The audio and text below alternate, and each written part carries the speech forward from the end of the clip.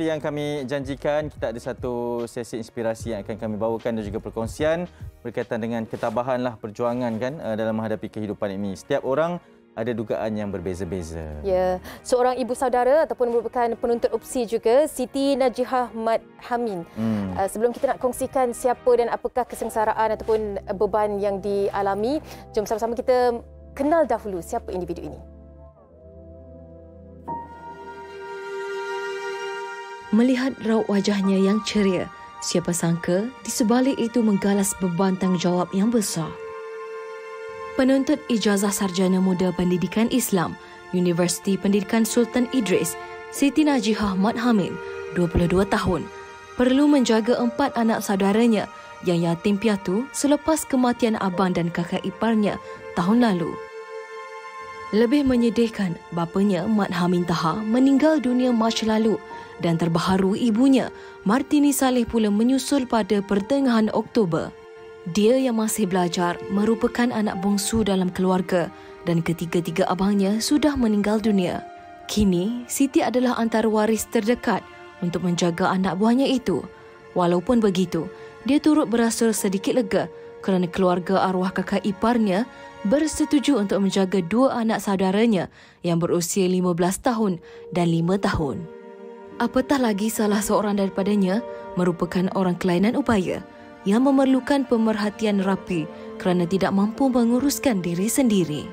Siti yang sedang dalam tahun akhir pengajian kini menetap di rumah pusaka ibu bapanya di Sekinchan, Selangor bersama 2 anak saudaranya yang berusia 11 dan 7 tahun.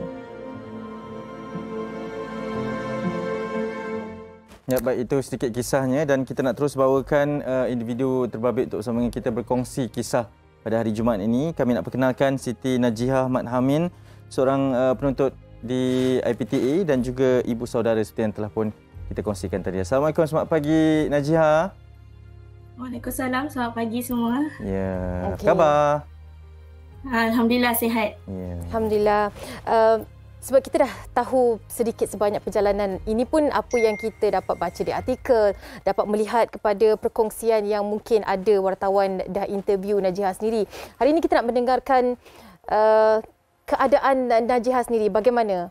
Menang tangan tak orang kata kan, nak balancekan ataupun nak seimbangkan dengan pembelajaran awak sendiri dan juga nak pastikan kasih sayang tidak berkurangan diberikan kepada anak-anak saudara itu. Bismillahirrahmanirrahim.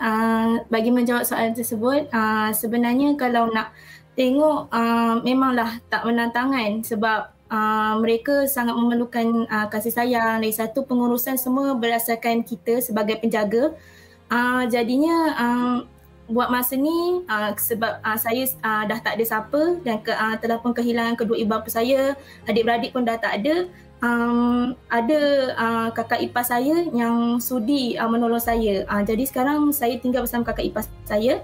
Kakak ipar saya juga menjaga 5 orang anak yatim, maknanya anak-anak kepada arwah abang saya yang sulung.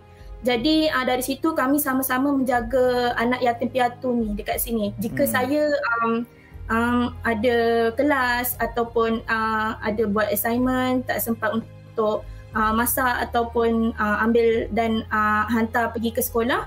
Jadi kakak ipar saya lah yang saya minta tolong untuk sama-sama laksanakan tu setiap hari. Ya. Najihah, mungkin kalau nak dikongsikan, kalau tak keberatan lah ya, selepas pemergian ayah dan juga ibu dengan pemergian adik-beradik lagi kan, bagaimana sebenarnya? Apa yang Najihah fikirkan dan kalau boleh dikongsikan momen-momen tersebut, Najihah? Kalau nak saya ceritakan kat sini, sebenarnya benda ni sangat tak dijangka di akal. Tapi apa pun yang kena kita percaya adalah qada dan qadar yang Allah dah tentukan. Semua ni Allah dah tulis sebelum kita lahir lagi. Apa yang ayah saya ajar, dari dulu memang ayah saya ajar untuk bertawakal dan berpegang teguh dengan apa yang Allah dah takdirkan untuk kita. Benda ni berlaku sejak daripada arwah abang saya yang sulung. Time tu masa tu kami dah kehilangan kekuatan utama dalam keluarga kami sebab abang saya yang sulung merupakan tonggak utama lah. Sebab mak dan ayah saya juga dah berumur. Jadi semua tu kami pun dah mula down jugalah sebenarnya. Lepas tu bila macam tu kami diuji dengan pemergian arwah kakak ipar saya. Kemudian abang saya balik ke kampung bersama anak-anaknya 4 orang. 4 bulan lepas tu abang saya pula pergi meninggal dunia.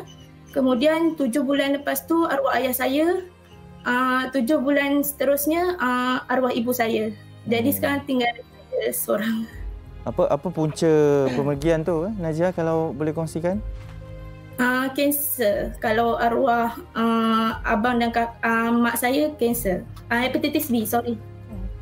Membesar dengan tidak ada sesiapa. Maknanya kita dalam fasa Najiah sendiri berumur 22 tahun merasai sesuatu perkara yang mungkin di luar daripada kebolehan kita kadang-kadang kan. Pernah tak rasa nak give up? Pernah tak rasa macam that's it, mungkin inilah masanya untuk saya berhenti belajar, saya fokuskan jaga anak saudara, ataupun ada pilihan lain yang menyebabkan Najiah rasa macam tidak sanggup lagi untuk meneruskan apa yang track ataupun keadaan yang Najiah berada sekarang ini? Okey,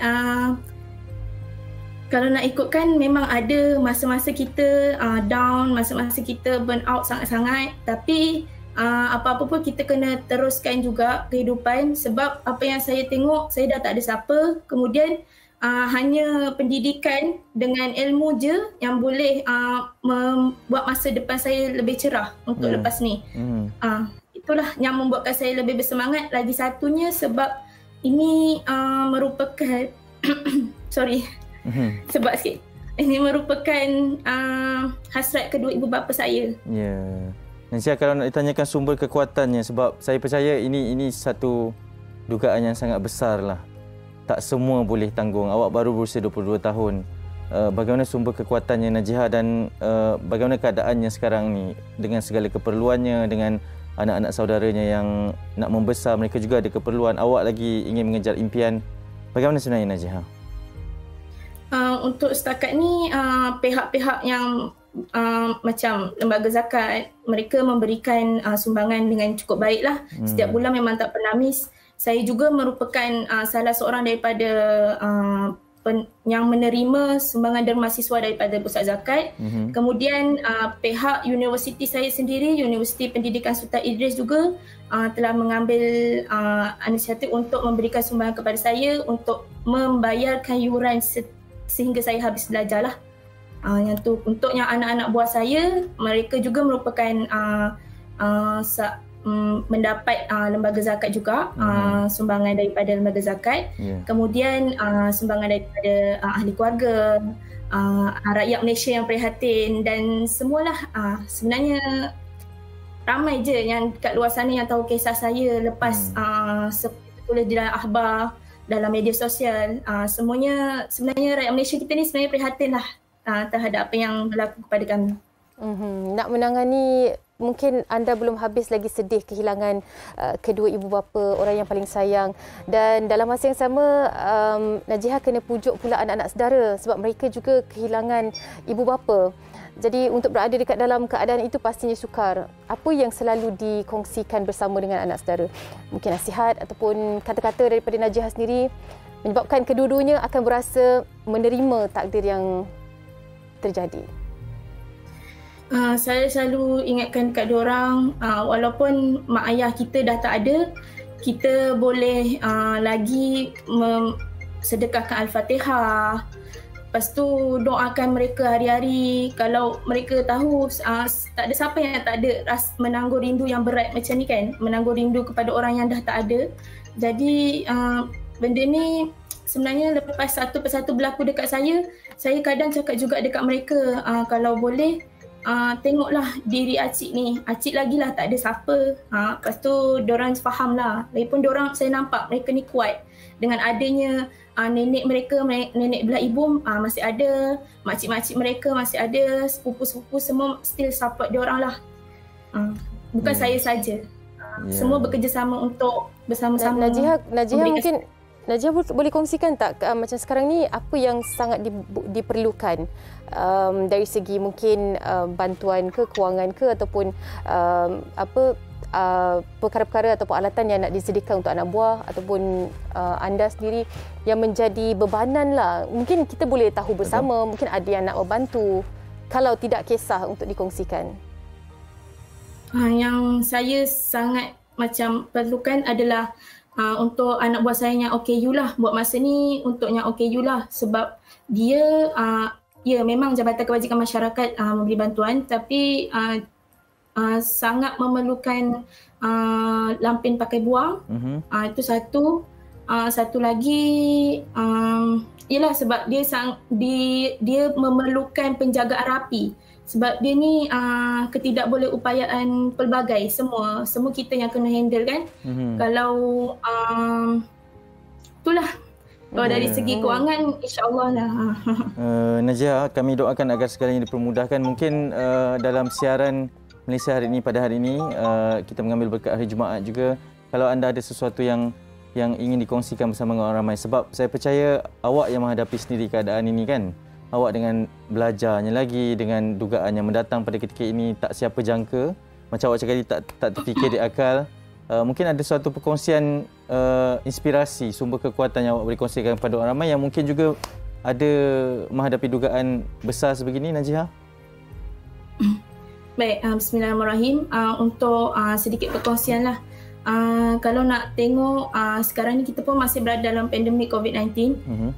Ramai orang yang sebenarnya kehilangan orang yang tersayang, orang yang terdekat. Semua ni berlaku, ingat satu, memang Allah dah tulis untuk kita. Yang kedua, Allah takkan bagi kita ujian kalau kita tak mampu untuk tanggung semua ni. Yang ketiga, kita apa pun susah macam mana pun kita jangan cari lain selain cari Allah. Kembalilah kepada Allah, sebab Allah yang buat kita kuat, Allah yang buat kita Allah yang dah tulislah semua ni. Percayalah, semua orang ada ujian masing-masing. Cuma dia cuba naik semula selepas dia jatuh. Tapi yang kita tengok sekarang ni, tengok orang tu dah kuat, dah ada semangat balik. Tapi sebenarnya masa kita tengah down, orang tu takkan tunjuk pun. Cumanya percayalah, setiap orang tu boleh melewati setiap ujian yang ada. Walaupun ujian kita berbeza, tapi percaya yang tu lah, yang Allah memang dah tulis. Kalau kita tak mampu, Allah takkan letak dekat bahu kita. Itu je yang saya pegang. Terima kasih Najiha. Kita harapkan segalanya dipermudahkan. Tak lekang mulut Najiha menyebut nama Sang Pencipta Allah SWT, insya-Allah. Dengan ini kita nak berterima kasih juga kepada Najiha berkongsi cerita inspirasi ni.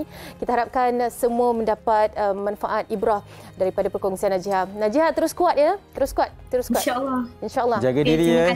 Sampaikan salam kami pada anak saudaranya.